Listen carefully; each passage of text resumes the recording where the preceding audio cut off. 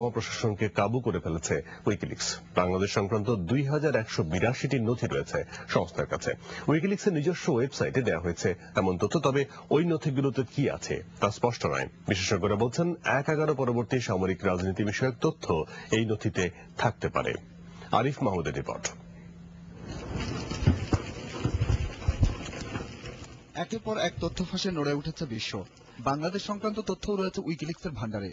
সংরক্ষিত নথির সংখ্যা 2182 বলে উল্লেখ করা হয়েছে সংস্থার ওয়েবসাইটে।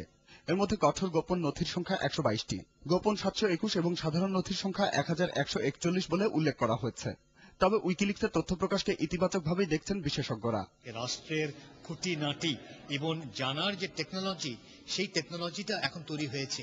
আগে যে রাষ্ট্র সবকিছু লুকিয়ে রাখতে পারত, সেই জিনিসটা আর নেই। সেই অর্থে মানুষের এক ধরনের এম্পাওয়ারমেন্ট হচ্ছে, কোনো সন্দেহ নেই। শুধু বাংলাদেশ নয়, দক্ষিণ এশিয়ার আরো 4টি দেশেরও নথি রয়েছে তাদের কাছে। বিষয় ও বিষয়বস্তু অনুসারে উইকিলিক্সের প্রকাশিত নথিগুলো বেশিরভাগই যুদ্ধ অপরাধ, মানবাধিকার এবং সামরিক ভ্রান্তনীতি সংশ্লিষ্ট।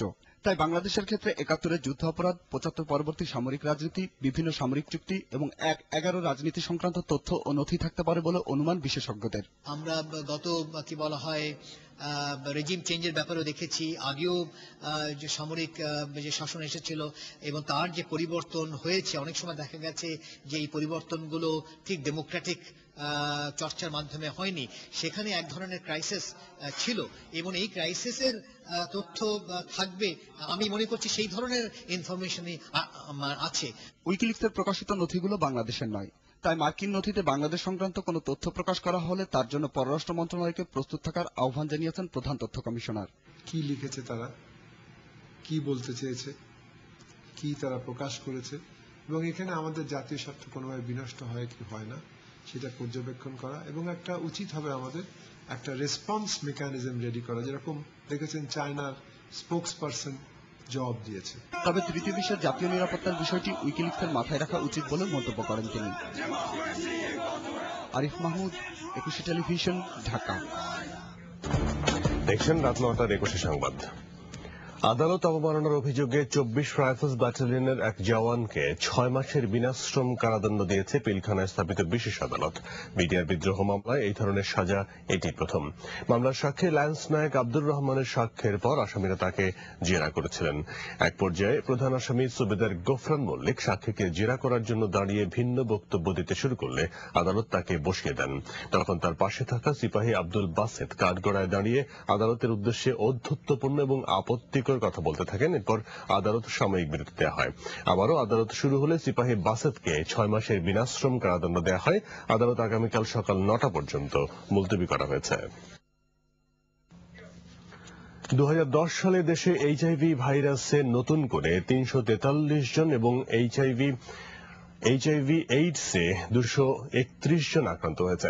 এ নিয়ে এখন পর্যন্ত এইচআইভি ভাইরাস এবং এইডসে আক্রান্তের সংখ্যা দাঁড়িয়েছে ২৯৩৮ জন। বিশ্ব এইডস দিবস উপলক্ষে বঙ্গবন্ধু আন্তর্জাতিক সম্মেলনকে আয়োজিত সেমিনারে স্বাস্থ্যমন্ত্রী ডাক্তার আ.ফ.ম. রুহুল হক এসব তথ্য দেন। তিনি বলেন, চলতি বছরে এই রোগে আক্রান্ত হয়ে মারা গেছেন ৩৭ জন। গত বছরে যার সংখ্যা ছিল ৩৯ জন। এখন পর্যন্ত এই রোগে মৃতের সংখ্যা দাঁড়ালো ২০৪ জনে। স্বাস্থ্যমন্ত্রী আরো বলেন, দেশের জনসংখ্যার তুলনায় এইডস রোগে আক্রান্তের সংখ্যা খুব বেশি নয় এবং আক্রান্তদের জন্য সরকারের পর্যাপ্ত চিকিৎসা সেবার ব্যবস্থা রয়েছে। এবারে পূবালী ব্যাংক কৃষি সংবাদ।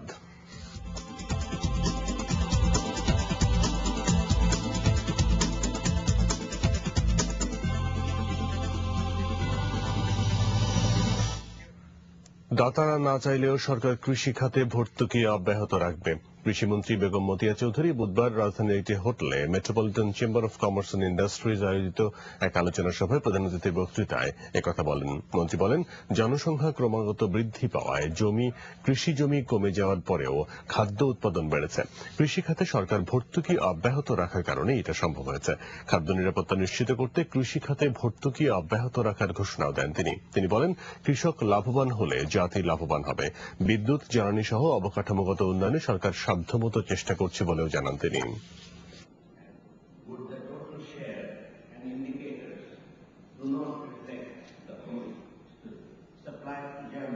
It was a old prescription by our donor side that no subsidy can be given in the agricultural sector, we didn't abide by that dictation.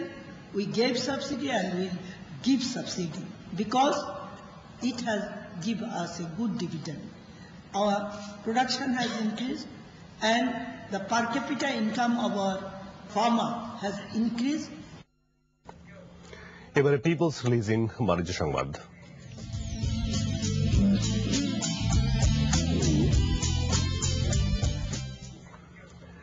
Nepal এবং ভুটানের সাথে রেল ও সড়ক যোগাযোগ স্থাপন করার কথা ভাবছে সরকার। সকালে স্থানীয় একটি হোটেলে এশিয়ার উত্তর পূর্বাঞ্চলীয় এলাকায় যোগাযোগ সংযোগ স্থাপনের উপর এক সম্মেলনে একথা বলেন যোগাযোগ মন্ত্রী সৈয়দ আবুল হোসেন। এশীয় উন্নয়ন ব্যাংকের আয়োজনে আঞ্চলিক যোগাযোগ সম্মেলনে বাংলাদেশ, ভুটান, নেপাল এবং ভারতের প্রতিনিধিরা অংশগ্রহণ করে। দুদিনব্যাপী এই অনুষ্ঠানে এশিয়ার উত্তর পূর্বাঞ্চলীয় এলাকায় যোগাযোগ ব্যবস্থার উন্নয়ন নিয়ে আলোচনা হবে। অর্থনৈতিক প্রবৃদ্ধি, আঞ্চলিক সহযোগিতা বৃদ্ধির জন্য এই অঞ্চলের যোগাযোগ ব্যবস্থার উন্নয়নের উপর গুরুত্ব আরোপ করেন যোগাযোগ মন্ত্রী। আন্তর্জাতিক, পাকিস্তানের পরমাণু অস্ত্রের নিয়ন্ত্রণ সন্ত্রাসীদের হাতে চলে যেতে পারে যুক্তরাষ্ট্র এবং ব্রিটিশ কূটনীতিকদের এমন শঙ্কার তথ্য প্রকাশ করেছে উইকিলিক্স। এশিয়া মহাদেশের মধ্যে পাকিস্তানের এমন তথ্য প্রথম প্রকাশ করল ওয়েবসাইটটি। উইকিলিক্সের ফাঁস করে দেয়া গোপন নথিতে পাকিস্তানের ক্রমবর্ধমান অস্থিতিশীলতার মধ্যে পরমাণু অস্ত্র ভান্ডার সমৃদ্ধ করার বিষয়ে হুঁশিয়ার করা হয়েছে। পাকিস্তানের প্রেসিডেন্ট আসিফ আলী জারদারি তার বিরুদ্ধে সেনা বিদ্রোহের আশঙ্কায় ভুগছেন বলে দাবি করেছে সাইটটি। উইকিলিক্স বলছে 2009 সালে মার্কিন ভাইস প্রেসিডেন্ট জো বাইডেনের কাছে নিজের এই আশঙ্কার কথা জানান জারদারি। তবে এমন আশঙ্কা নাকচ করে দিয়েছে পাকিস্তানের পররাষ্ট্র মন্ত্রণালয়।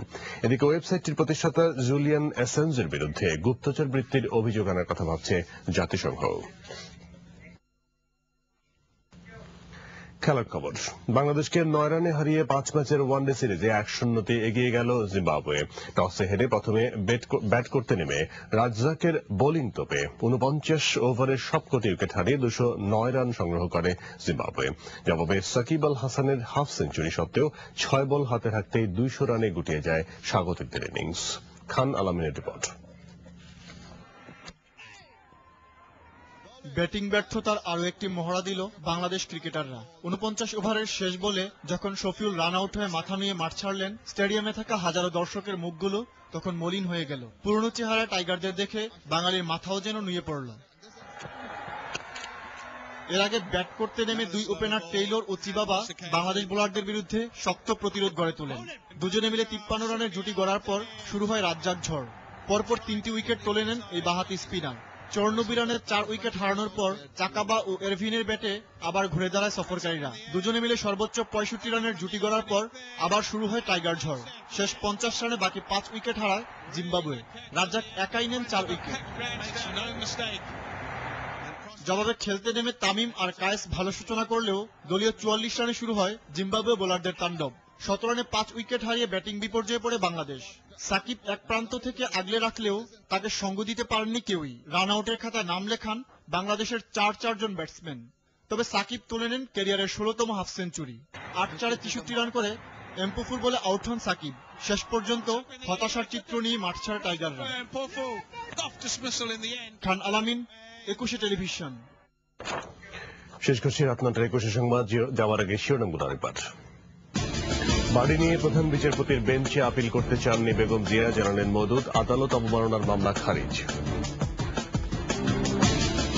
রোববারের মধ্যে সহনীয় পর্যায়ে নামিয়ে আনা হচ্ছে ভোজ্য তেলের দাম, বাণিজ্যমন্ত্রীর আশ্বাস। কারণে অকারণে বাড়ছে রাজধানীর বাড়ি ভাড়া, ভাড়াটিয়াদের দুঃখ দেখার কেউ নেই।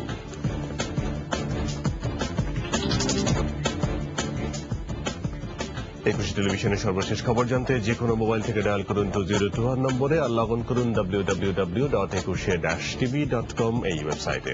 এতক্ষণ সঙ্গে থাকার জন্য ধন্যবাদ। পরের সংবাদ রাত 11টায় দেখার আমন্ত্রণ রইল। শুভরাত্রি।